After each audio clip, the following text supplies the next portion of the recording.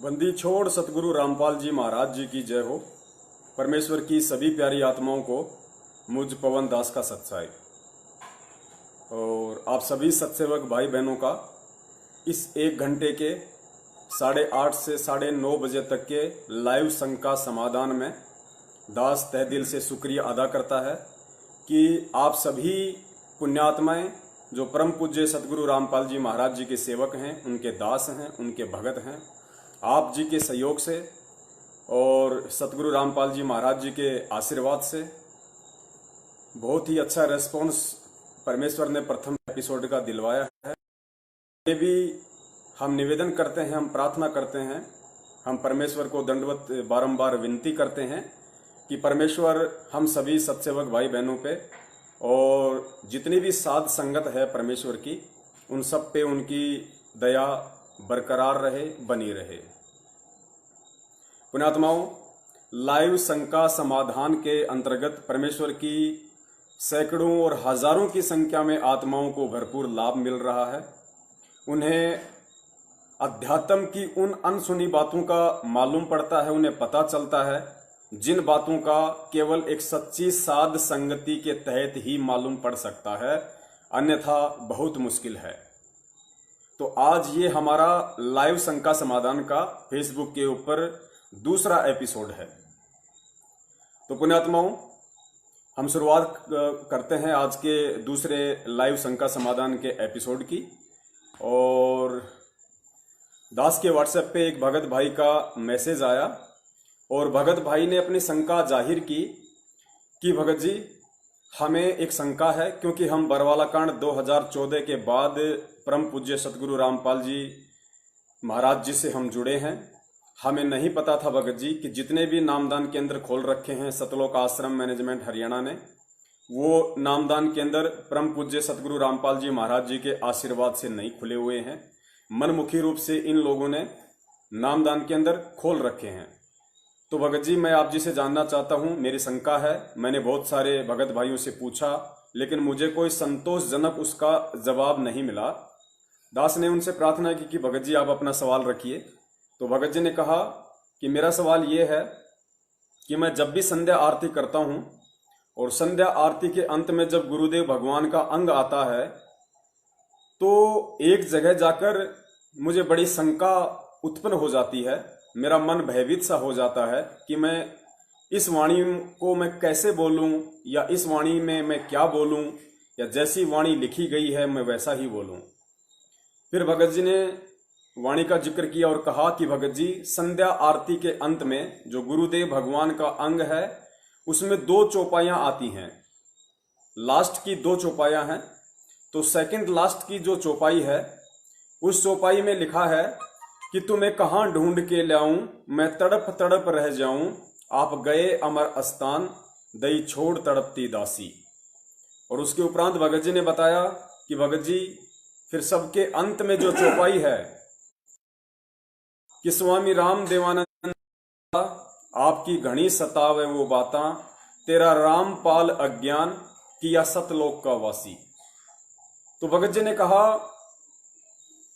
कि मैंने जिस महापुरुष से नाम दीक्षा ली है और जब मैंने उस महापुरुष के सत्संगों को गहनता से सुनना शुरू किया तो मेरी अंतरात्मा से एक आवाज आई। मैंने अनुभव किया कि मेरे परम पूज्य सतगुरु रामपाल जी महाराज जी के अलावा इस दुनिया में कोई भी यदि इस दुनिया में कोई ज्ञानी है, कोई महाज्ञानी है, कोई तत्व ज्ञानी है तो सिर्फ और सिर्फ मेरे परम पूज्य सतगुरुदेव जी यानी कि पूर्ण ब्रह्म परमेश्वर सतगुरु रामपाल जी महाराज जी ही हैं। तो भगत जी, संध्या आरती की उस चौपाई में मुझे बड़ी दिक्कत होती है। मैं बड़ी असमंजस की स्थिति में पड़ जाता हूं कि इस वाणी को मैं कैसे बोलूं। तो दास ने कहा कि भगत जी, परमेश्वर की दया से आज रात को 8:30 से 9:30 बजे जब परमेश्वर दास को फेसबुक पर लाइव लेके आएंगे तो आज आप जी की ही शंका का परमेश्वर उनके तत्व ज्ञान आधार से और सबूत जो है इस शंका का समाधान परमेश्वर करवाएंगे। तो पुण्यात्माओं, आज की जो शंका है या यूं कह लीजिए कि आज का जो सवाल है भगत समाज का वो यही है कि संध्या आरती के अंत की चौपाई में हम अपने पूज्य गुरुदेव को अज्ञानी कहकर कैसे संबोधित कर सकते हैं? तो इस चीज का क्या रीजन है, इसका क्या भेद है, ये आज परमेश्वर अपने तुच्छ सत्सेवक इस पवन दास पे दया करेंगे और दास सबूत आधारित प्रमाणों के साथ भगत समाज के सामने इसको प्रस्तुत करेगा। उससे पहले दास एक छोटी सी बात आप जी को बता देना चाहता है, क्योंकि इस शंका का समाधान सतलोक आश्रम मैनेजमेंट हरियाणा या किसी भी नामदान संचालक या कोऑर्डिनेटर के पास नहीं है और ना ही हो सकता है। वैसे तो परमेश्वर ने इसी शंका का समाधान आज से लगभग 2 साल पहले YouTube पर वीडियो बनवाकर डलवा दिया था। चूंकि परमेश्वर के बच्चे हर जगह नहीं पहुंच पाते हैं, सारे प्रमाण सारे सबूत वो नहीं देख पाते हैं, तो परमेश्वर ने आज एक बार पुनः उन भगतजियों के माध्यम से अपने इस तुच्छ सत्सेवक पवन दास पे इस सेवा की दया की है। उससे पहले दास एक छोटा सा जिक्र करना चाहता है कि सतलोक आश्रम मैनेजमेंट हरियाणा और उनके पीछे लगे हुए जितने भी सेवादार लोग हैं, जो अपने आप को सेवादार कहते हैं, कोऑर्डिनेटर हैं, नामदान संचालक हैं, उन लोगों के पास इस तरह की शंकाओं का समाधान क्यों नहीं है? इसका रीजन केवल एक ही है, क्योंकि परमेश्वर की वाणी है कि सब सुमरे अपने अनुमाना तो गति लखी न जाई, कहे कबीर कृपया कर जन पर ज्यों की त्यों समझाई। यदि हर मनुष्य इस ज्ञान को अपने स्तर से सोचकर समझकर यदि अनुमान लगाता रहेगा, आइडियाज लगाता रहेगा, तो ये वाणियां कदापि समझ में नहीं आने वाली है।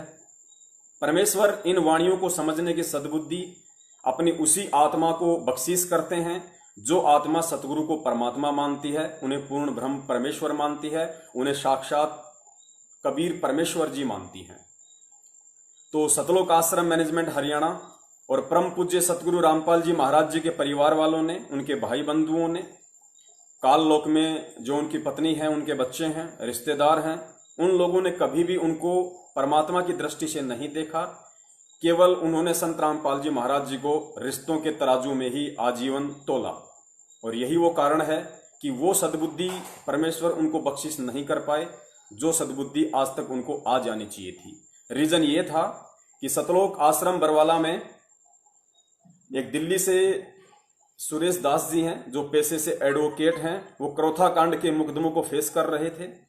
लेकिन सतलोक आश्रम मैनेजमेंट बरवाला सुरेश दास जी को बहुत ही कम सहयोग करता था, डॉक्यूमेंट्री या फाइनेंशियली या कोई भी रीजन हो, वो उन्होंने ही बताया।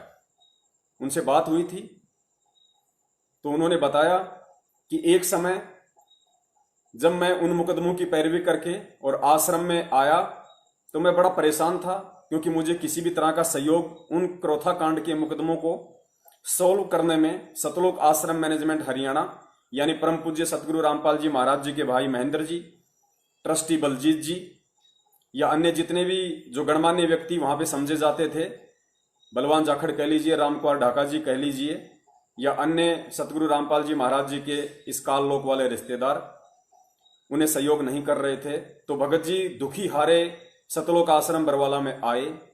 उस समय परम पूज्य सतगुरु रामपाल जी महाराज जी डी गेट के अंदर जो हॉल है बहुत बड़ा सा, वहां पे उन्हीं व्यक्तियों के साथ बैठे हुए थे जिन व्यक्तियों का दास ने अभी अभी जिक्र किया है। यानी जिस समय सुरेश जी जो एडवोकेट थे वो सतलोक आश्रम बरवाला में एंटर हुए, सतगुरुदेव जी के पास में गए, तो उन्होंने देखा कि परम पूज्य सतगुरु रामपाल जी महाराज जी अपने छोटे भाई महेंद्र, ट्रस्टी बलजीत और रामनिवास छावला जो कि नजफगढ़ दिल्ली से हैं, रिटायरमेंट फौजी, अन्य 2-3 व्यक्ति और थे जो सतलोक आश्रम मैनेजमेंट बरवाला की कमान को संभालते थे। और उस सतलोक आश्रम बरवाला का जो मैनेजमेंट था उसके मुखिया थे, और उन्हीं व्यक्तियों से सुरेश दास जी दुखी थे। तो सतगुरुदेव जी चेयर पर बैठे हुए थे और बाकी जो व्यक्ति जिनका दास ने नाम गिनाया है वो सभी इर्द गिर्द ही बैठे हुए थे। सुरेश दास जी ने जाते ही परम पूज्य गुरुदेव को दंडवत प्रणाम किया और दुखी मन से परमेश्वर के चरणों में बैठकर कहा कि हे गुरुदेव, ये जितने भी व्यक्ति हैं जो यहाँ बैठे हुए हैं ये आपको परमात्मा नहीं मानते। उन्होंने दुखी होकर अपने मन की व्यथा सतगुरुदेव जी के सामने प्रकट की कि हे गुरुदेव, ये जितने भी व्यक्ति जो यहाँ बैठे हुए हैं ये आपको परमात्मा नहीं मानते। पुण्यात्माओं, आगे परम पूज्य गुरुदेव जी ने क्या शब्द उच्चारित किए, आप उन्हें गहनता से समझने की कोशिश करें। परम पूज्य गुरुदेव जी ने कहा, मालिक चेयर से अपने घुटनों पर हाथ रखते हुए खड़े हुए और दुखी मन से, जिस दुखी मन से सुरेश दास जी ने सवाल किया था, उसी दुखी मन से परम पूज्य गुरुदेव ने घुटनों पे हाथ रखकर खड़े होते हुए दुखी मन से कहा कि बेटा, आप तो परमात्मा मानने की बात कह रहे हो, ये लोग तो मुझे गुरु भी नहीं मानते। गुरुदेव ने कहा कि बेटा, आप तो परमात्मा की बात कर रहे हो, ये लोग तो मुझे गुरु भी नहीं मानते। तो पुण्यात्माओं, इसी बात से आइडिया लगाया जा सकता है, इसी बात से हम विचार कर सकते हैं कि हरियाणा में जो कहावत है कि घर का जोगी जोगना और बाहर का जोगी सिद्ध, यानी जो घर का साधु संत होता है या जो घर का जो गणमान्य व्यक्ति होता है, वो बाहर वालों की तुलना में, उन परिवार वालों की नजरों में बहुत ही छोटी दृष्टि में होता है। एक और कहावत है जो हम सभी जानते हैं कि दीपक तले सदैव अंधेरा ही रहता है, दीपक तले अंधेरा ही रहता है। तो पुण्यात्माओं, वो परम पूज्य परमेश्वर सतगुरु रामपाल जी महाराज जी, जो सारी सृष्टि का रचयिता है, सारी सृष्टि का नायक है, सारे ब्रह्मांडों का उत्पत्ति करता है, सृजनहार है, वो परमेश्वर जिस कुल में, जिस परिवार में एक लीलामय जीवन के लिए 8 सितंबर 1951 के दिन एक दीपक बनकर प्रकट हुए, उस दीपक ने अपने तत्वज्ञान आधार से हिंदुस्तान सहित पूरी दुनिया में रोशनी की लगातार कर रहे हैं और आने वाले समय में इसी रोशनी से पूरा विश्व जगमगाएगा, जगमगाहट होगी। बाकी सभी रोशनियां, जितने भी साधु संत हैं, महात्मा, डेरे वाले हैं, वो सभी फीके पड़ने वाले हैं। तो दास का कहने का मतलब है कि जो दीपक बनकर वो परमेश्वर 8 सितंबर 1951 के दिन जिस कुल में, जिस परिवार में प्रकट हुए, उन लोगों के लिए ये कहावत सिद्ध हो गई कि दीपक तले सदा अंधेरा। यानी सतगुरु रामपाल जी महाराज जी का जो कलयुगी परिवार है वो आज भी अंधेरे में है, पहले भी अंधेरे में ही था और आगे भी, जहां तक दास को परमेश्वर ने जो सद्बुद्धि बख्शी है, अंधेरे में ही रहेंगे।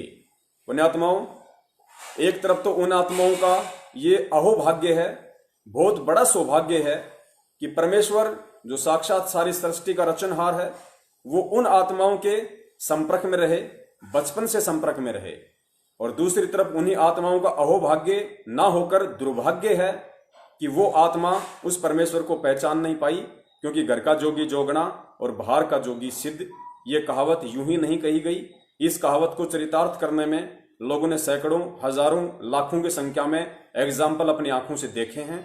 उसके बाद समाज में यह कहावत प्रचलित हुई है कि घर का जोगी जोगना, बाहर का जोगी सिद्ध और दीपक तले सदैव अंधेरा ही रहता है। तो पुण्यात्माओं, अब हम उस भाई की शंका का पूर्ण परमेश्वर सतगुरु रामपाल जी महाराज जी के तत्वज्ञान आधार से समाधान करने की एक छोटी सी कोशिश करते हैं। परम पूज्य गुरुदेव मुझ नीच को सद्बुद्धि दे, मुझ नीच को ये समझाने की अपने भगत भाइयों को सद्बुद्धि प्रदान करे। तो पुण्यात्मा, वाणी दास आपको एक बार सुना देता है कि कौन सी वाणी के विषय में भगत जी ने कहा कि जब ये दो वाणियां मेरे कानों में गूंजती हैं तो एक शंका सी उत्पन्न हो जाती है। शंका का मतलब, उन्हें समझ में नहीं आता कि इन वाणियों के समय मैं क्या करूं, मुझे क्या बोलना चाहिए या फिर ऐसे ही मुझे बोलना चाहिए। तो प्रथम वाणी जो भगत जी ने बताई थी, प्रथम वाणी ये वाली थी। तुम्हें कहाँ ढूंढ कर लाऊं, मैं तड़प तड़प रह जाऊं। तुम्हें कहाँ ढूंढ कर लाऊं, मैं तड़प तड़प रह जाऊं। अब गए अमर स्थान, स्थान दई छोड़ तड़पती दासी।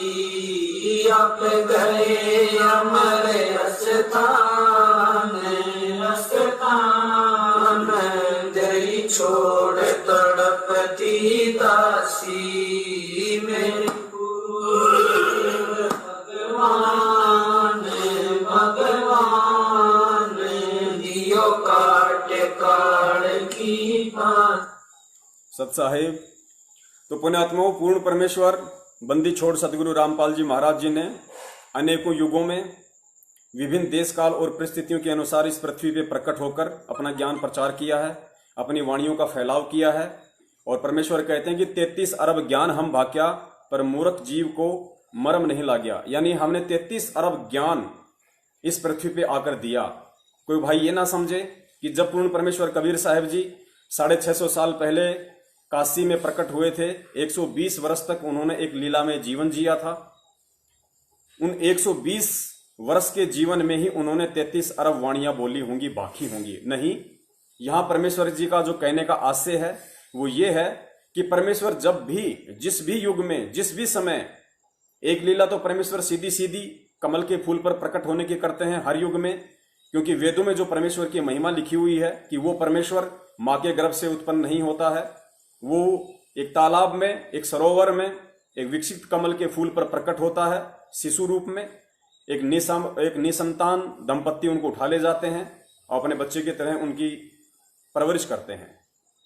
तो चारों युगों में एक एक विधि से जो प्रकट होते हैं परमेश्वर शिशु रूप में कमल के फूल पर, वो लीला चारों युगों में केवल उन्होंने इसलिए करनी पड़ी, केवल वो इसीलिए करते हैं ताकि वेदों में जो परमेश्वर की महिमा का वर्णन है वो यथावत बना रहे, लोगों का विश्वास बना रहे, और जब कभी समय आए तो परमेश्वर के द्वारा लिखवाई गई वेदों की महिमा और साक्षात परमेश्वर ने यहाँ आके जो उदाहरण पेश किया है, यानी थ्योरी और प्रैक्टिकल दोनों मैच करें, दोनों के दोनों मेल करें, तो जीव को अच्छे से समझ में आ जाएगा कि परमेश्वर के क्या गुण होते हैं, परमेश्वर के क्या लक्षण होते हैं, परमेश्वर मां के गर्भ से आता है या परमेश्वर स्वयंभू है, वह स्वयं प्रकट होता है। तो परमेश्वर की एक अन्य वाणी है कि साहिब से सतगुरु भय और सतगुरु से भय साध, ये तीनों गति एक मालिक की वाणी है कि साहिब से सतगुरु भय और सतगुरु से भय साध, ये तीनों गति एक है, गति कुछ अगम अगाध, ऐसी कुछ वाणी है परमेश्वर की। ये तीनों अंग एक हैं, गति कुछ अगम अगाध। यानी वो परमेश्वर जो सारी सृष्टि का रचनहार है, जो कबीर परमेश्वर है, जो अपने निज लोक शतलोक में रहता है, वो परमेश्वर स्वयं साहिब रूप है। साहिब यानी परमात्मा, सुप्रीम। तो साहिब से सतगुरु है, साहिब रूप से वो परमात्मा जो उनका तेजपुंज का रूप है, शब्द रूप है, उस रूप को परमात्मा हल्का करते हुए इस पृथ्वी पे आते हैं, सतगुरु का रूप धारण करते हैं। साहिब से सतगुरु भय, फिर वो परमेश्वर सतगुरु रूप में ही एक सुयोग्य शिष्य की, एक भगत की, एक परम भगत की भूमिका भी करते हैं। क्यों करते हैं? क्योंकि जब उस परमेश्वर के जो शिष्य होंगे वो उस परमेश्वर को देख के और अपना आध्यात्मिक जीवन निर्वाह करें, अपने आध्यात्मिक जीवन पे हमें कैसे चलना है, हमें अपने गुरुदेव के प्रति क्या भाव रखने हैं, क्या भाव हमें प्रकट करने होते हैं, वो शिक्षा देने के लिए वो साहिब सतगुरु की भूमिका करता है। और सतगुरु की भूमिका में वो एक अच्छी आत्मा को अपना मुंह बोला सतगुरु धारण करके, गुरु धारण करके फिर एक उदाहरण पेश करता है कि एक भगत को अपने गुरुदेव के प्रति कैसा व्यवहार करना चाहिए, कैसा उसका आचार विचार होना चाहिए, अपने गुरुदेव के प्रति भगत की कैसी सोच होनी चाहिए, गुरुदेव के प्रति भगत की कितनी श्रद्धा होनी चाहिए, अपने गुरुदेव में कितनी आस्था होनी चाहिए। तो पुण्यात्माओं, ये जो वाणी आप जी ने अभी सुनी परम पूज्य गुरुदेव के मुख कमल से कि तुम्हें कहां ढूंढ के लाऊं, मैं तड़प तड़प रह जाऊं, आप गए अमर स्थान, दई छोड़ तड़पती दासी।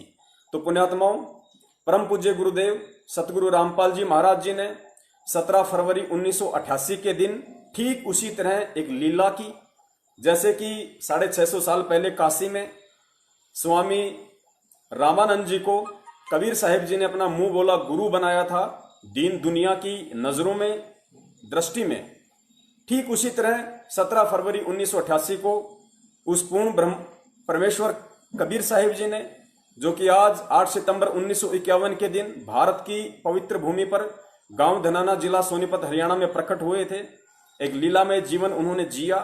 और 17 फरवरी 1988 को आदरणीय गरीबदास जी महाराज जी के 12वें पंथ में प्रवेश करते हुए उन्होंने स्वामी रामदेवानंद जी महाराज जी को, जो कि एक बहुत ही अच्छी आत्मा थी, उनको अपना मुंह बोला गुरु धारण किया, क्योंकि परमेश्वर ने एक सतगुरु की भूमिका करके आगे जो पिछली पीढ़ी की आत्माएं हैं उनको मोक्ष प्रदान करवाना था।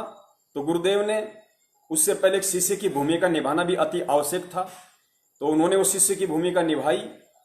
और उस शिष्य की भूमिका के अंतर्गत जब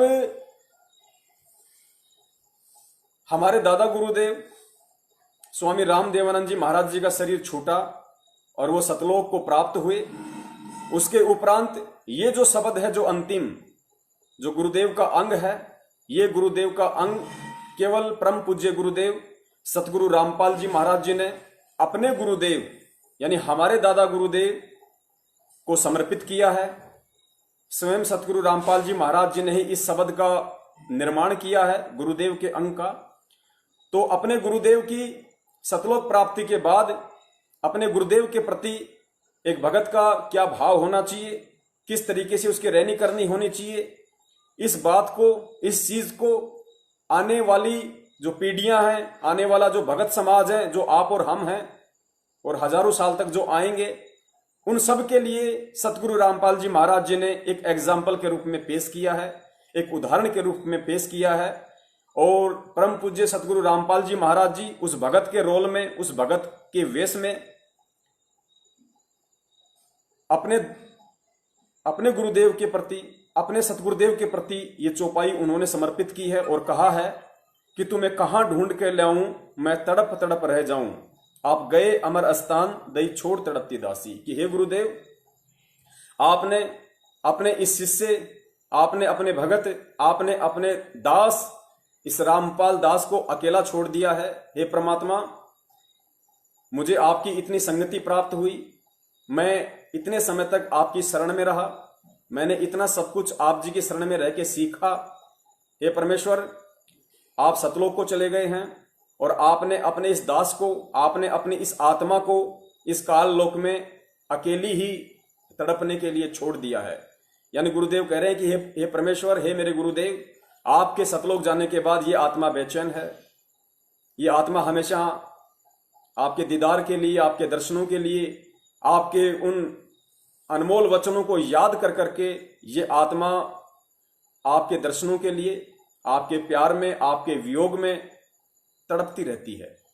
तो पुण्यात्माओं, जब ये वाणी संध्या आरती में आती है गुरुदेव भगवान के अंग में, तो दास इस समय बिल्कुल साइलेंट रहता है, दास इस वाणी को नहीं बोलता है।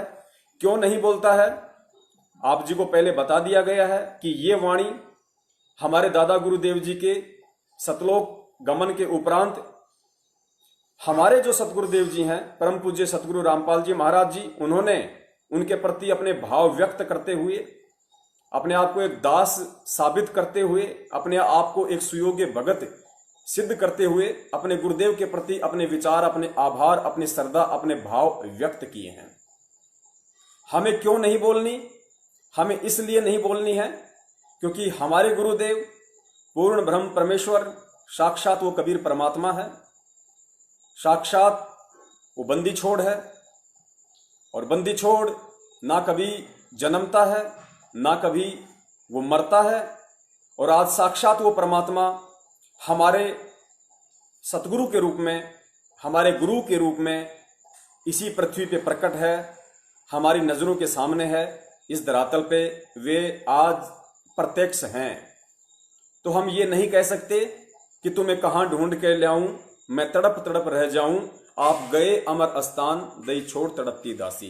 पुण्यात्माओं, जो गुरु हमें मिला है, जो सतगुरु हमें मिला है, वो अविनाशी है, स्वयंभू है, अजरो अमर है।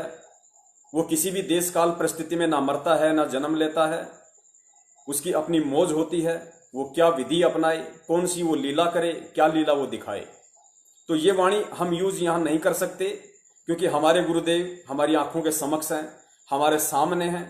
और हम तो उनसे बारंबार यही विनती करेंगे, हम उनसे बारंबार यही दंडवत प्रार्थना करेंगे कि हे गुरुदेव, आप जी ने एक सुयोग्य शिष्य की भूमिका करते हुए और अपने गुरुदेव के प्रति जो आभार व्यक्त किया है, हे परमेश्वर, हमें वो मौका ना मिले। हे गुरुदेव, आपके इस शरीर में रहते सहते हम नीचों का शरीर छूट जाए, हम नीचों को सतलोक की प्राप्ति हो जाए। हमें परमात्मा आप जी ऐसा सौभाग्य प्रदान करना, ताकि हमें ये वाणी या फिर इस तरह की कोई भी वाणी बोलने का मौका ही ना मिले। पुण्यात्माओं, इसके बाद में जो दूसरी वाणी है, जो भगत जी ने जिसका जिक्र किया कि भगत जी इसके अलावा जो दूसरी वाणी है, उस वाणी को बोलते समय मैं बिल्कुल चुप हो जाता हूं, मुझे समझ में नहीं आता कि मैं क्या करूं। वाणी आप जी को एक बार सुना देते हैं।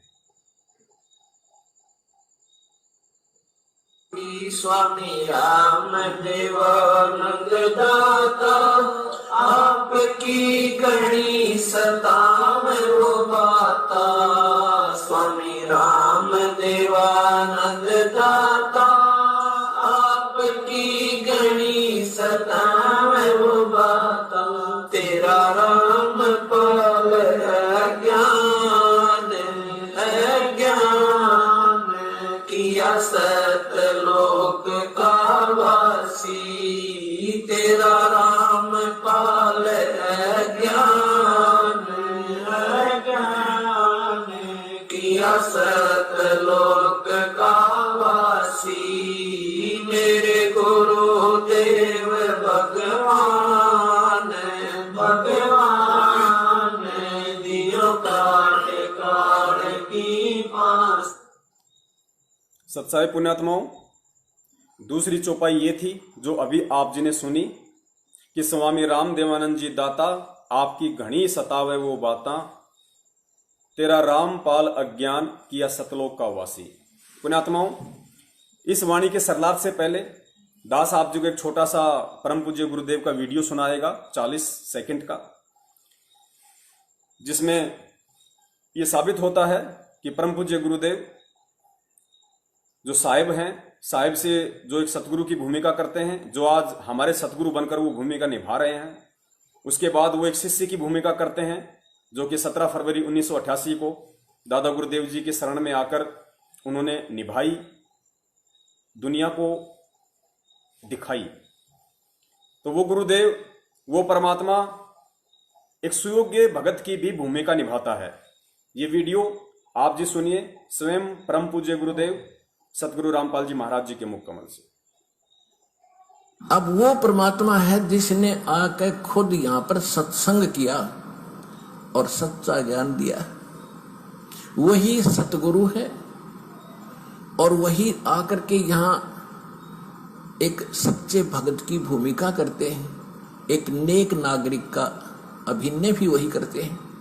अपना करके खाओ, जैसे राखे भगवान न्यों रहो। ज्यादा इस दौड़ धूप माया की संग्रह करने में अपना जीवन मत नसाओ, नाश ना करो। ये एग्जाम्पल दिया दाता ने, और जो ये भी उन्होंने प्रमाणित कर दिया कि जो सच्ची लगन से मुझे भजता है, संसार की दृष्टि में बेशक निर्धन दिखा है, पर भगवान की दृष्टि में सबसे धनवान है।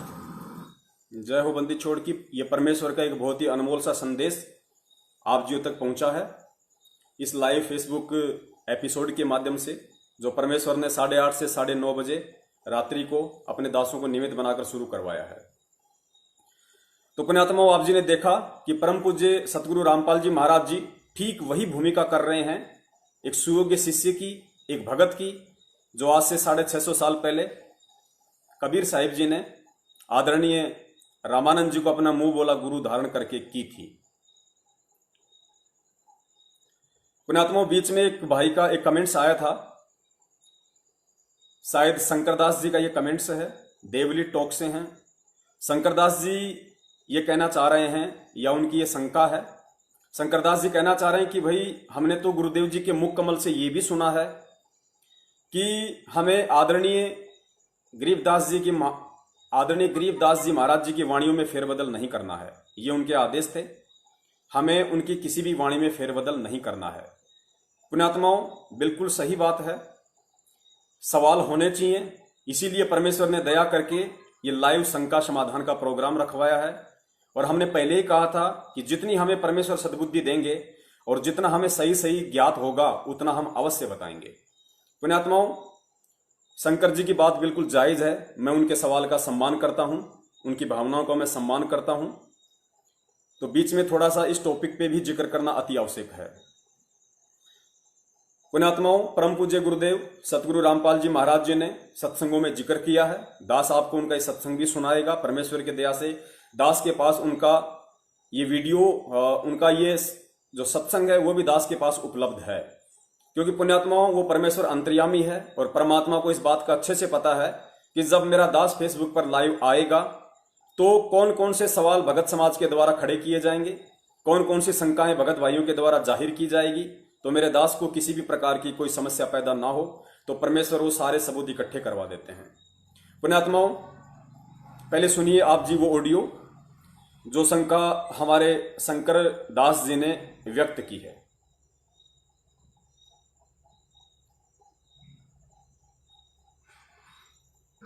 और फिर गरीबदास नाम से बर्मा पंथा हुआ, ये मेरे नाम से। उसमें मेरी महिमा की वाणी को मैं यथार्थ रूप में प्रकट करवाऊंगा, और वो वाणी इतनी प्रसिद्ध नहीं होगी, लोग उसको छेड़छाड़ नहीं करेंगे। और गरीबदास ने आदेश दे दिया था उस लिखने वाले को कि जो मैं बोलूं उतना ही लिखेगा, और इसमें कोई छेड़छाड़ करेगा उसकी दुर्गति हो जाएगी। तो गरीबदास पंथ में ये धारणा गजब की बना रखी थी, समझ माई मारे क्यों कर रखा था। यूं काम सबकी ये धारणा थी कि मालिक की वाणी में जैसा भी बोल रखा है ऐसा ही लिखना, देश में एक भी अक्षर में फेरबदल कर दी तो उसकी कईयों के साथ ऐसी घटना घट गई थी, वो छेड़ा नहीं करते।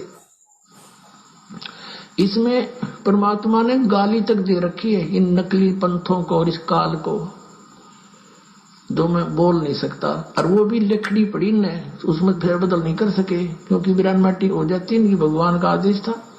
तो इस कारण से गरीबदास की वाणी को किसी ने छेड़ा नहीं है। एज इट इज मात्रा है वो मात्रा नहीं लिखी, उन्होंने परिवर्तन नहीं किया। और ये कारण ये था कि कहीं इसमें भी गड़बड़ कर दे, नालायक आके न कहेगा बेराज से नहीं, तो कहा कि बार में पंथ में प्रगट हो वाणी। तो पुण्यात्माओं, जैसा कि शंकर भगत जी का अभी अभी कमेंट्स आया था, और परमेश्वर ने बिल्कुल उन्होंने जो सवाल किए वो जायज था, क्योंकि उन्होंने यही सत्संग मालिक का अवश्य सुना होगा, और यह सत्संग दास के पास भी उपलब्ध था।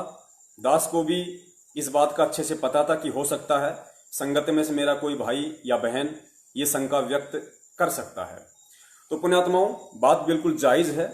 आदरणीय गरीबदास जी महाराज जी का यह सख्त आदेश था, या यूं कह लीजिए कि आज से 300 वर्ष पहले सतगुरु रामपाल जी महाराज जी का सख्त आदेश था, क्योंकि आदरणीय गरीबदास जी महाराज जी के रूप में स्वयं संत रामपाल जी महाराज जी ही प्रकट थे, या यूं कह लीजिए कि वो कबीर परमेश्वर ही प्रकट थे। क्योंकि चाहे आप कबीर परमेश्वर कहिए, चाहे बंदी छोड़ गरीबदास जी महाराज कहिए, या चाहे आज वर्तमान में सतगुरु रामपाल जी महाराज जी कहिए, ये तीनों शक्ति, ये तीनों पावर एक ही हैं। रूप अलग थे, देश काल और परिस्थिति के अनुसार ज्ञान देने का उनका तरीका भिन्न भिन्न था, बाकी तीनों शक्ति एक ही थी। तो परमेश्वर का ये स्वयं का ही आदेश हम मान के चलते हैं, ये स्वयं उस परमात्मा का ही आदेश था कि मेरे द्वारा लिपिबद्ध करवाई गई वाणियों में कोई भी छेड़छाड़ ना करे, और ना ही होने चाहिए, वरना दुर्गति होंगे ही होंगी। और आदरणीय गरीबदास जी महाराज जी के पंथ में सतगुरुदेव जी ने बताया, नाम मुझे ध्यान नहीं आ रहा, लालदास जी था या कोई और था या कोई भगत था, उन्होंने कुछ छेड़खानी की थी, तो गुरुदेव ने बताया कि उसको अधरंग मार गया था। उसके बाद में सभी के अंदर ये भय उत्पन्न हो गया कि जैसी वाणी है गरीबदास जी महाराज जी की वैसी ही लिखनी है, मात्रा में भी हेर फेर नहीं। और ये क्यों, ये गुरुदेव ने बता ही दिया, क्योंकि यदि वो परमात्मा ऐसा आदेश देके नहीं जाते, और यदि वो झटका उस समय उन आत्माओं को नहीं देते, और यदि उस समय के आत्माओं में भय उत्पन्न नहीं होता, तो जिस प्रकार 650 साल पहले कबीर परमेश्वर ने आदरणीय धर्मदास जी के माध्यम से जो कबीर सागर को लिपिबद्ध करवाया था, और कालांतर में नकली कबीर पंथियों ने मनमुखी रूप से जैसा उन वाणियों को समझा, अपने अनुभव अनुसार उनमें फेरबदल किया, तो परमात्मा ने इसी दृष्टिकोण से कि आज संत गरीबदास जी के रूप में जो मैं ये इस वाणी को लिपिबद्ध करवा रहा हूं, ये वाणियां 300 साल बाद, सन 1997 के बाद जो पिछली पीढ़ी की हंस आत्माएं आएंगी, और जब मैं जाऊंगा उस समय, तो यही वो मुख्य वाणियां होंगी, यही वो भक्ति का आधार होगा जो उन पुण्यात्माओं को मैं मेरा मोक्ष मार्ग समझाऊंगा। तो इस दृष्टिकोण से, ताकि इसमें कोई फेरबदल ना हो, बिल्कुल सही बात है। पुण्यात्माओं, जिस भगत भाई ने संध्या आरती की लास्ट की 2 चौपाइयों में शंका व्यक्त की है और दास सतगुरुदेव जी की दी हुई बुद्धि से जो समाधान उसका करने जा रहा है, उसमें कोई फेरबदल नहीं है, किसी भी प्रकार की फेरबदल नहीं है। आप जी निसंकोच रहिए। दास पिछले लगभग 4 वर्षों से इन्हीं वाणियों का उच्चारण कर रहा है जो आप जी के समक्ष अब रखने जा रहा है। इसका सबूत आप जी को दिया जाएगा, क्योंकि परमेश्वर कहते हैं शंकासूल बबूल हैं। यदि जब तक भगत की शंकाओं का समाधान नहीं होगा तो कांटे की तरह चुभती रहेगी, आत्मा में वो बात सटीक, वो एग्जाम्पल फिट नहीं बैठेगा। पुण्यात्माओं, आदेश केवल आदरणीय गरीबदास जी महाराज जी की वाणियों में फेरबदल ना करने का है। जहां तक गरीबदास जी महाराज जी की वाणियां हैं, लिपिबद्ध हैं, उन वाणियों में छेड़खानी ना करने का आदेश है। तो पुण्यात्माओं, ये जो गुरुदेव का जो अंग है, ये आदरणीय गरीबदास जी महाराज जी के सदग्रंथ से नहीं लिया गया है। ये जो वाणी है गुरुदेव का अंग, ये हमारे परम पूज्य गुरुदेव सतगुरु रामपाल जी महाराज जी ने स्वयं अपने कर कमलों से लिपिबद्ध किया है, लिखा है। इसको आपको इसका प्रमाण देते हैं। और परमेश्वर ने इसको क्यों छोड़ा, आप देखिए। ये संध्या आरती का सरलार्थ जो पवित्र पुस्तक है, सन 2013 में ही इसको परम पूज्य गुरुदेव सतगुरु रामपाल जी महाराज जी के द्वारा सतलोक आश्रम बरवाड़ा में लिपिबद्ध कर दिया गया था, लिख दिया गया था। बस छपवाई नहीं थी। छपवाने का जो फायदा है वो सतलोक आश्रम मैनेजमेंट हरियाणा ने सन 2016 में उठाया और संगत में ये भ्रमणा फैला दी कि गुरुजी ने हिसार जेल से इसका अनुवाद करके भेजा है। जबकि आप इसकी भूमिका पढ़ेंगे शुरू में, तो सन 2013 में ही गुरुदेव ने इसको आश्रम में लिख दिया था। तो पुण्यात्माओं, इस पुस्तक के पेज नंबर 189 189 पे परम पूज्य गुरुदेव सतगुरु रामपाल जी महाराज ने स्पष्ट लिख रखा है कि मेरे गुरुदेव भगवान के सरलार्थ की आवश्यकता नहीं है। पुण्यात्माओं, इस बात को गहनता से समझने की कोशिश करना। गुरुदेव कह रहे हैं कि मेरे गुरुदेव भगवान के सरलार्थ की आवश्यकता नहीं है, यह तो अपने आप ही सरल है। पुण्यात्माओं, ये कितनी सरल है, ये कितनी साधारण है, क्योंकि तत्वदर्शी संत के चाहे मुख कमल से बोले गए शब्द हों या चाहे उनके कर कमलों के द्वारा लिपिबद्ध किए गए शब्द हों, उनका एक गहरा रहस्य होता है, सांकेतिक होते हैं। उनको समझना आम जीव के बस की बात नहीं है। तो पुण्यात्माओं, गुरुदेव ने जो बात कही है कि मेरे गुरुदेव भगवान के सरलार्थ की आवश्यकता नहीं है, यह तो अपने आप में ही सरल है। पुण्यात्माओं, यदि यह गुरुदेव भगवान का अंग इतना ही सरल होता तो आज लाखों भगत आत्माओं को संध्या आरती के अंत में शंका उत्पन्न नहीं होती। वो मन मार के डरते हुए ये वाणी ना बोलते कि तेरा रामपाल अज्ञान किया सतलोक का वासी। तो पुण्यात्माओं, ये बेहद ही जटिल है, ये बिल्कुल भी सरल नहीं है। ये परमेश्वर ने इतना ज्ञान देने के बाद आप और हम आत्माओं के दिमाग की परीक्षा लेने के लिए, आप और हम आत्माओं का अपने गुरुदेव के प्रति क्या भाव है, क्या श्रद्धा है, हम उनके सत्संगों की गहराई को, उनके संकेतों को, हम उनके कोड वर्डों को समझने के लायक हुए हैं या नहीं हुए हैं, इस बात की परीक्षा के लिए परम पूज्य गुरुदेव सतगुरु रामपाल जी महाराज जी ने इस वाणी का सरलार्थ नहीं किया और मात्र यही लिखकर छोड़ दिया कि मेरे देव गुरु भगवान के सरलार्थ की आवश्यकता नहीं है, ये तो अपने आप में ही सरल है। तो ये जो अंग है, ये आदरणीय गरीबदास जी महाराज जी की वाणियों का संग्रह नहीं है, अतः हम इसमें किसी भी प्रकार की कोई छेड़खानी नहीं कर रहे हैं। यानी गरीबदास जी महाराज जी की वाणियों के साथ में कोई छेड़खानी नहीं है। ये हमारे परम पूज्य गुरुदेव जी के द्वारा लिखा गया है और परम पूज्य गुरुदेव जी ने इन वाणियों में छेड़छाड़ करने के लिए ही ये शब्द लिखे हैं, अपने बच्चों के भाव जानने के लिए, उनके श्रद्धा जानने के लिए, कि मेरे ज्ञान को ये कितना समझ पाए कि भाई मैं अपने गुरुदेव के प्रति अपने विचार व्यक्त कर रहा हूं। यानी गुरुदेव जी कह रहे हैं कि मैं संत रामपाल दास अपने राम देवानंद जी महाराज जी के लिए श्रद्धावश ये शब्द उच्चारित कर रहा हूं, लेकिन मेरे जो भगत हैं, संत रामपाल जी महाराज जी के जो भगत हैं, वो मेरे प्रति, अपने गुरुदेव के प्रति इस समय जब ये चौपाइयां आएंगी उनके मुख कमल से तो वो क्या करते हैं, वो क्या समझते हैं इस बात से, और किस तरीके से अपने गुरुदेव के प्रति वो भाव व्यक्त करते हैं। तो पुण्यात्माओं, दास जो प्रथम चौपाई है, तो पुण्यात्माओं बीच में थोड़ा सा नेट डिस्कनेक्ट हो जाता है, जिस वजह से थोड़ा अवरोध उत्पन्न हो जाता है। तो ये हमारे विवेक की परीक्षा है पुण्यात्माओं, ये हमारे विवेक की परीक्षा है कि हम अपने गुरुदेव को कितना जान पाए। सतगुरु रामपाल जी महाराज जी ने अपना जो मुंह बोला सतगुरु धारण किया था, वो सतलोक को प्राप्त हुए। तो उनके वियोग में एक संदेशा देने के लिए भगत समाज को और अपने गुरुदेव जी के प्रति क्या भाव होने चाहिए, क्या श्रद्धा होनी चाहिए, उस बात को जग जाहिर करते हुए, उस बात को प्रदर्शित करते हुए आप और हम आत्माओं के लिए ये सतगुरुदेव जी की तरफ से आदेश है, ये निर्देश है कि तुमने क्या करना है। तो पुण्यात्माओं, दास उस वाणी के समय बिल्कुल चुप रहता है, क्योंकि मेरे जो गुरुदेव हैं वो स्वयं साक्षात कबीर परमात्मा हैं। वो आज इस पृथ्वी पे प्रकट हैं। उनकी मर्जी, वो 1 सेकंड में सतलोक चले जाते हैं, 1 सेकंड में वहां से वापस भी आ जाते हैं, अन्य लोकों में भी चले जाते हैं। उनकी मौज, उनकी मर्जी। वो राजा हैं, वो शहंशाह हैं, वो जगत गुरु हैं, वो तत्वदर्शी हैं, वो सारे ब्रह्मांडों के पिता हैं, मालिक हैं। उनकी मर्जी पुण्यात्माओं। तो किसी भी देश काल परिस्थिति में वो मरते नहीं हैं, वो जन्मते नहीं हैं। तो इस वाणी का यूज इस कलयुग की पिछली पीढ़ी वाले हम जीव आत्माएं यदि करती हैं तो ये हमारी अज्ञानता का प्रमाण होंगी। फिर आगे कहा गया कि तेरा रामपाल अज्ञान किया सतलोक का वासी।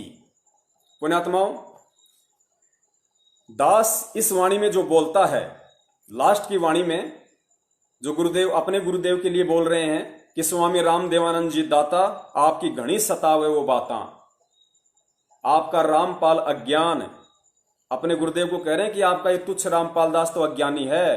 पुण्यात्माओं, सर्वज्ञानी होने के बावजूद, महाज्ञानी होने के बावजूद वो परमेश्वर अपने गुरुदेव के समक्ष अपने आप को छोटा साबित कर रहा है, प्रदर्शित कर रहा है। इसको कहते हैं असली भगत की भूमिका। जो भूमिका परमेश्वर अपने हाथ में लेते हैं, जो रोल, जो एक्टिंग वो दुनिया का सबसे बड़ा कलाकार अपने हाथ में लेता है, उसको 1000% पूरा करता है। लोग धोखे में रह जाते हैं कि एक्टिंग कर रहा है या असलियत में कर रहा है।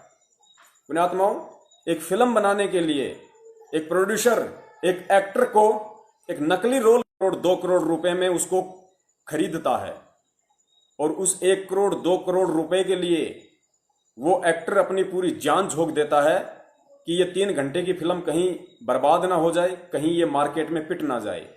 तो पुण्यात्माओं, विश्व की सबसे बड़ी जो आध्यात्मिक फिल्म है वो परम पूज्य सतगुरु रामपाल जी महाराज जी, इस सदी के जो महान नायक हैं, वो आए हुए हैं, प्रकट हैं ये फिल्म बनाने के लिए। वो भगत का रोल भी कर रहे हैं। तो पुण्यात्माओं, सारे रोल वो परमेश्वर स्वयं ही करता है। बीच में थोड़ा नेट फिर से डिस्कनेक्ट हो गया था, जिस वजह से दास थोड़ा सा डिस्टर्ब हो गया। तो पुण्यात्माओं, दास एक बार अपना नेट चालू कर लेता है। अभी तो दूसरे भगत जी का था, चलने दो भाई। तो पुण्यात्माओं, दास इस वाणी में जो शब्द उच्चारित करता है परमेश्वर के द्वारा दी गई सद्बुद्धि से, ज्ञान आधार से, वो ये उच्चारित करता है कि सतगुरु रामपाल जी दाता। कुछ भी बोल सकते हैं, परमेश्वर को हम किसी भी उच्चतम शब्द से अलंकृत कर सकते हैं। बंदी छोड़ सतगुरु रामपाल जी दाता, स्वामी रामपाल जी दाता, सतगुरु रामपाल जी दाता, पूर्ण परमेश्वर सतगुरु रामपाल जी दाता। हम कोई भी अलंकृत शब्द, उपमात्मक शब्द जो परमेश्वर के लिए यूज किए जाते हैं, जो शुद्ध होते हैं, सर्व शक्ति युक्त होते हैं, हम कोई भी शब्द शुरुआत में उनके लिए यूज कर सकते हैं। तो दास जो यूज करता है वो ये करता है कि सतगुरु रामपाल जी दाता आपकी घनी अमोलक बातां।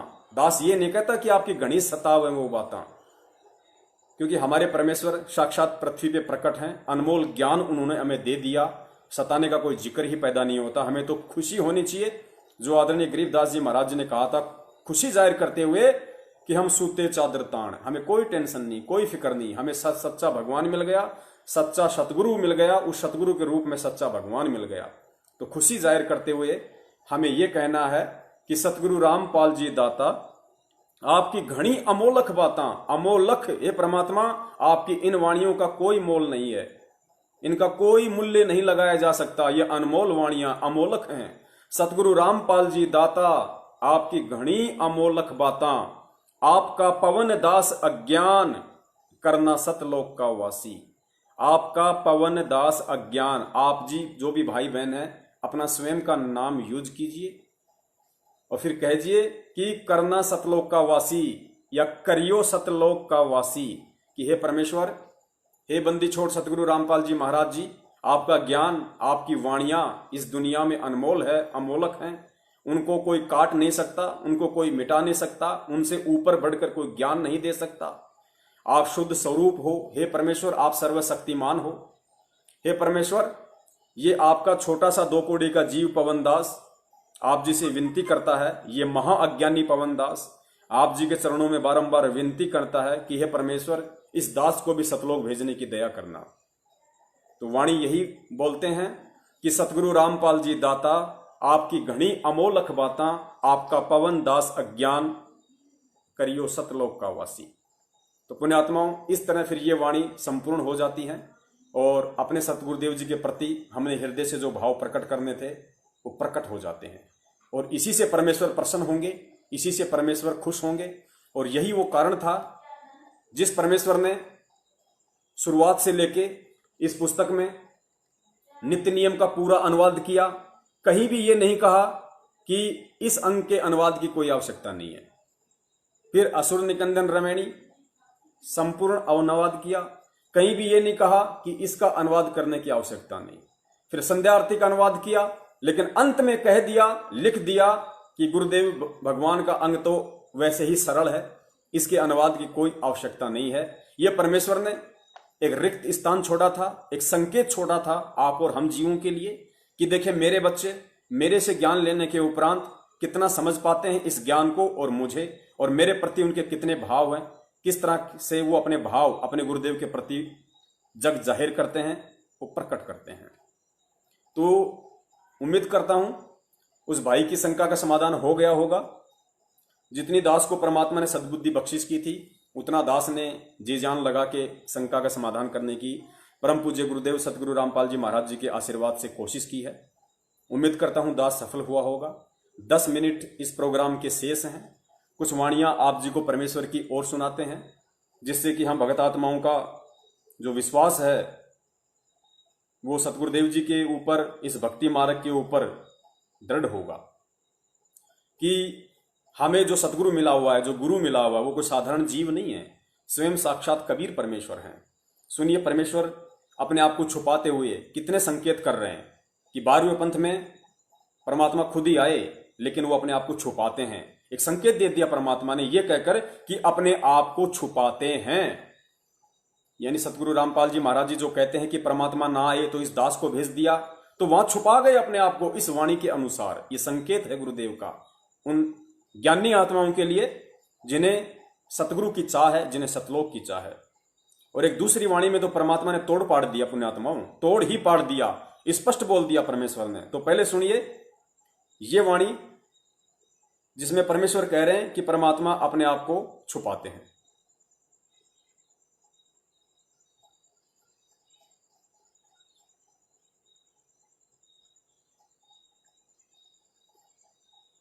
बोलो सतगुरुदेव की जय हो। कबीर ये माया अटपटी सब गट आन अड़ी, और किस किस न समझाऊं या कुआ भांग पड़ी। तो यहाँ हम सभी एक का कुएं का भांग पिए फिर रहे। वो परमात्मा आता है, हम उसके भी जूते मारते हैं, उसको बुरा कहते हैं, नकलियों का स्वीकार करें बैठे हैं तो आसपास भी नहीं भगवान कहिए। अब कहने का दास का तात्पर्य है कि इस दास के स्थान पर ये सोच लो परमात्मा बैठे हैं, और फिर हम कैसे व्यवहार करेंगे उस एक का कुएं का भांग। पुण्यात्माओं ध्यान से सुनना, क्या शब्द उस सारी सृष्टि के रचनहार कबीर परमेश्वर के द्वारा उच्चारित किए जा रहे हैं। गुरुदेव कह रहे हैं कि ये सोच लो कि इस दास के स्थान पे, इस रामपाल दास के स्थान पे वो कबीर परमात्मा बैठा है। हमें आदेश दिया जा रहा है गुरुदेव के द्वारा कि ये सोच लो कि इस रामपाल दास के स्थान पर कबीर परमात्मा बैठा है। तो हमें मानना पड़ेगा कि सामने संत रामपाल जी नहीं बल्कि कबीर परमेश्वर जी बैठे हैं। तो हमें ये हृदय से मानना पड़ेगा। और फिर गुरुदेव कह रहे हैं कि उसी के अनुसार फिर रहनी करनी करो। एक बार दोबारा सुनो पुण्यात्माओं। अरे वो परमात्मा आता है, हम उसके भी जूते मारते हैं, उसको बुरा कहते हैं, इन नकलियों को स्वीकार करें, बैठे हैं तो आसपास भी नहीं भगवान के। अब कहने का दास का तात्पर्य है कि इस दास के स्थान पर ये सोच लो परमात्मा बैठे हैं, और फिर हम कैसे व्यवहार करेंगे उस भगवान से जिसके लिए हम तड़प रहे हैं। ऋषियों ने शरीर गाल दिए। गुरुदेव कह रहे हैं कि ये सोच लो कि इस दास के स्थान पे परमात्मा बैठे हैं कबीर जी, और फिर तुम कैसा व्यवहार करोगे जिस भगवान की प्राप्ति के लिए ऋषि मुनियों ने शरीर गाल दिए। तो पुण्यात्माओं, ये संकेत है उन आत्माओं के लिए जो 8 सितंबर 2020 को उनका जन्मदिन मनाकर बहुत बड़ी महाभूल कर चुकी हैं, अपने आध्यात्मिक जीवन की सबसे बड़ी गलती कर चुकी हैं इतना ज्ञान लेने के बाद। परमेश्वर कह रहे हैं कि ये सोच लो कि इस दास के स्थान पे कबीर परमात्मा बैठे हैं, फिर तुम्हारी कैसी रहनी करनी होगी। अरे जिन पुण्य आत्माओं ने हृदय से ये मान लिया, गुरुदेव के इस सत्संग को आदेश बनाकर, उनके मुख कमल से उच्चारित वाणी को उनका आदेश मानकर कि ये मान लो कि इस दास के स्थान पे परमात्मा बैठा है, फिर कैसा व्यवहार करोगे। पुण्यात्माओं, जिस आत्मा ने ये मान लिया कि मेरे गुरुदेव के स्थान पे कबीर परमात्मा बैठा है, तो पुण्यात्माओं, कबीर परमात्मा का कभी जन्मदिन नहीं मनाया जाता है। गुरुदेव कह रहे हैं फिर तुम कैसा व्यवहार करोगे। यानी कबीर परमात्मा बैठे हैं गुरुदेव के स्थान पे, तो कैसा व्यवहार करोगे, जन्मदिन मनाओगे या प्रकट दिवस मनाओगे। पुण्यात्माओं, काल भगवान के साथ परमेश्वर का जो वचन था, उस वचन के अनुसार परमात्मा खुलकर नहीं बताएगा कि I am God, I am Kabir, I am the supreme power of the universal. ये नहीं बताएगा वो परमेश्वर कभी भी, लेकिन सत्संगों में संकेत स्पष्ट कर दिए परमेश्वर ने। और जिस आत्मा की इन संकेतों को समझने की भी बुद्धि नहीं खुली, वो आत्मा समझ लो अभी बहुत कच्ची है, सतलोक जाने के लायक नहीं है, उसको कोई भी भ्रमित कर सकता है। और उन आत्माओं को 8 सितंबर 2020 के दिन एक पीला पर्चा निकालकर, उससे पहले उन आत्माओं से उस अविनाशी परमात्मा का जो सतगुरु रामपाल जी महाराज जी के स्वरूप में स्वयं विद्यमान है, उनका जन्मदिन मनवाकर उनसे आध्यात्मिक जीवन की सबसे बड़ी भूल करवा डाली। संत रामपाल जी महाराज जी का सन 2020 में जन्मदिन मना है। सन 2020 में जन्मदिन मना है, जबकि संत रामपाल जी महाराज जी है कहां। क्या कोई बताएगा कि संत रामपाल जी महाराज जी है कहां? कहां है संत रामपाल जी महाराज, और आपने किनका जन्मदिन मनाया है? अगर संत रामपाल जी महाराज जी होते और यदि आप उनका जन्मदिन मनाते, तो इस दास को कोई ऑब्जेक्शन नहीं होता, कोई पीड़ा नहीं होती, कोई दुख दर्द नहीं होता कि मेरे भाइयों को किस तरह काल भगवान सूक्ष्म चाल के माध्यम से ठग रहा है। संत रामपाल जी महाराज कहां हैं? सुनिए कबीर परमेश्वर जी के मुख कमल से। लोक अनामी जावेगी को ना मिले चौबारे, आत्मा और परमात्मा को ना रते न्यारे। लोक अनामी जावेगी को ना मिले चौबारे, आत्मा और परमात्मा नहीं रहते न्यारे। अब सुनना कि संत रामपाल जी महाराज जी कहां बैठे हैं, कहां है संत रामपाल जी महाराज जी, और आप लोगों ने किनका जन्मदिन मनाया है 2020 में, किनका जन्मदिन मनाकर मां भूल की है। परमेश्वर कह रहे लोक अनामी जावेगी वहां को न्या मिले चौबारे, आत्मा और परमात्मा वहां को न्या रहते न्यारे। अब संत रामपाल जी महाराज जी कहां बैठे हैं, अब सुनिएगा। रामपाल प्रीतम प्यारे की आत्मा वह पूर्ण आनंद लेरी, साच कहूं ना झूठ रती भर बात मान ले मेरी। पुण्यात्माओं, गुरुदेव कह रहे हैं कि लोक अनामी जावेगी वहां को न्या मिले चुबारे, आत्मा और परमात्मा वहां को न्या रहते न्यारे। आप लोगों ने तो जो संत रामपाल जी महाराज जी ने अपने आप को छुपाते हुए दुनिया वालों की नजरों में कि एक बार मुझे रामपाल समझकर, मुझे एक साधारण सा गुरु और संत समझकर मेरी शरण में आ जाएं, भले ही वो कबीर जी को कोई और मान लें, कोई दूसरी शक्ति मान लें, और मुझे कबीर जी का भेजा हुआ एक दूत मान लें, संत मान लें।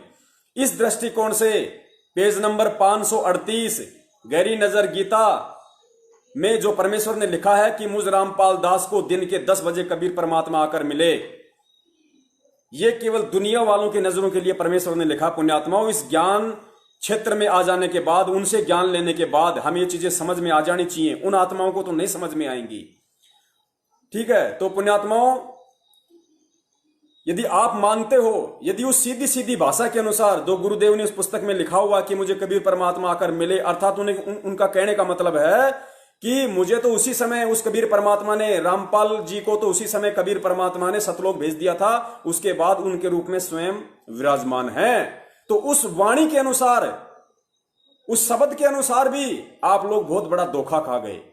उस शब्द की यदि आप मानो तो उस शब्द में कहा जा रहा है कि लोक अनामी जावेगी वहां कोन्या मिले चुबारे, आत्मा और परमात्मा वहां कोन्या रहते न्यारे। फिर कहते हैं रामपाल प्रीतम प्यारे की आत्मा वहां पूर्ण आनंद लेरी, साच कहूं ना झूठ रतीबर बात मान ले मेरी। कबीर परमेश्वर कह रहे हैं संत रामपाल जी के स्वरूप में कि रामपाल प्रीतम प्यारे की आत्मा तो उस अनामी लोक में पूर्ण आनंद ले रही, और साच कहूं ना झूठ रति भर, क्योंकि परमेश्वर सत्य ही कहता है, बात मान ले मेरी।